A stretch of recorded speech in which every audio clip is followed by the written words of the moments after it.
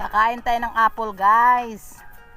Habang nagpapahinga rito sa puno ng mangga. Kasi, Ano? yan mo na. Yung tarinig.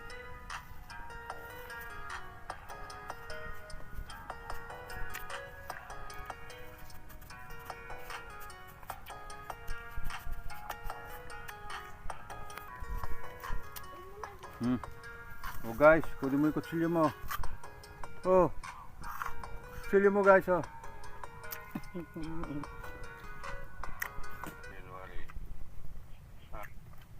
So guys, may palaman pa siyang mangustin. Kakain tayo ng apple, guys. Habang nagpapahinga rito sa puno ng mangga.